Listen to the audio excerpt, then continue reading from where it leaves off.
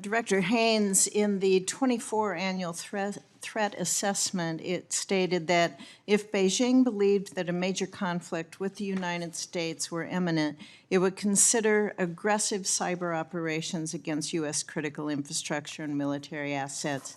Such a strike would be designed to deter U.S. military action by impeding U.S. decision-making, inducing societal panic, and interfering with the deployment of U.S. forces. In your opening comments, you mentioned how Chinese cyber actors are currently working to disrupt and destroy some of our critical infrastructure, putting things in place for future possibilities of using that.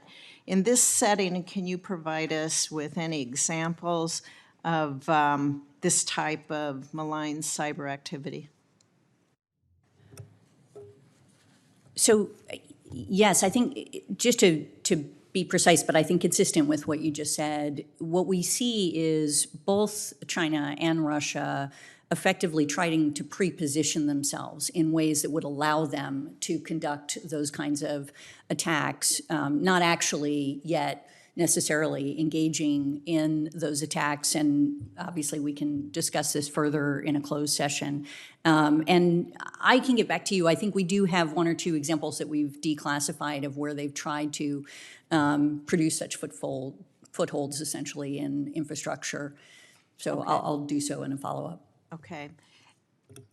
Does the intelligence community work at all with our utility companies and others so that you can increase awareness about the possibility of attacks and how these companies can work with you to help mitigate their vulnerabilities? Yes, we do so largely through, for example, CISA for, cybersecurity related to critical infrastructure, but we are very heavily working with them to ensure that they're able to provide the kind of warnings that you're describing for critical infrastructure across the board. And this is something that we spend quite a bit of time on. And as I indicated, we are seeing this sort of significant increase in attacks on control systems, which is so important to critical infrastructure. So much of our critical infrastructure relies on these types of automated control systems that are vulnerable to cyber attack. But again, what's sort of working through exactly the attribution chain of where those attacks are coming from is quite challenging, and that's something that we spend quite a bit of time on.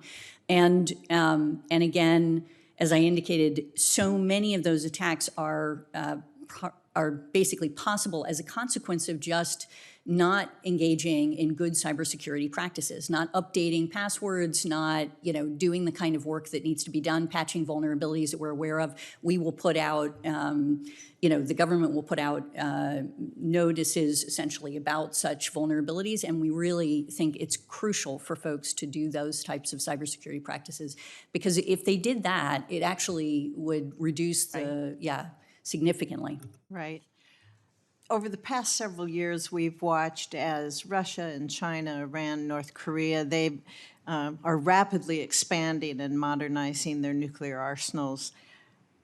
They're also developing some really dangerous new capabilities that they can strike the United States with, and it really can happen without much warning.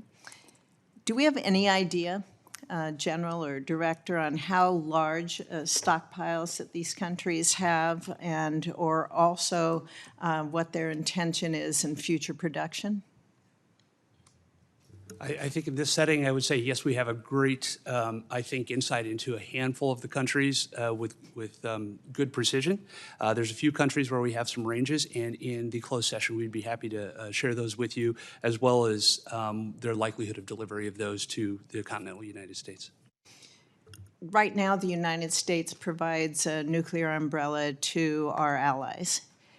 They are dependent upon that, and I believe it limits nuclear proliferation around this world because of the confidence that our allies have in our umbrella that we provide them.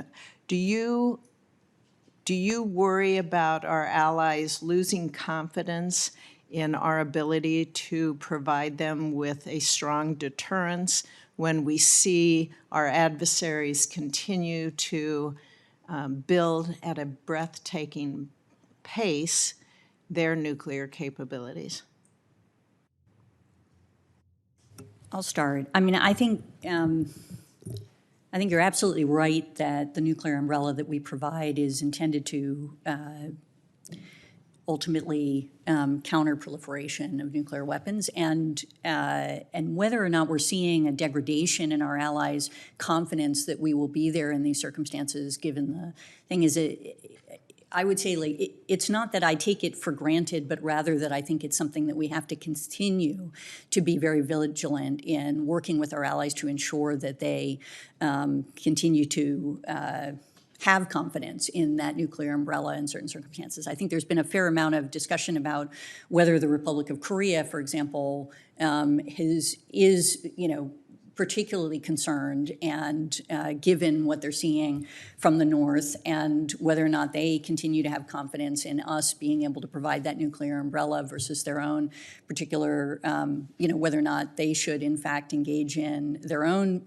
nuclear program. But our assessment at this stage is not that they are pursuing that at this point, even though we recognize it's an area of public conversation.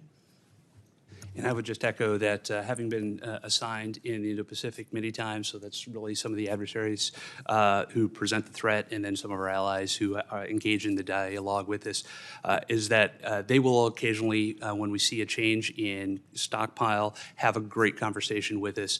And what you'll see is that as long as we continue that dialogue, they are confident in the U.S. nuclear umbrella.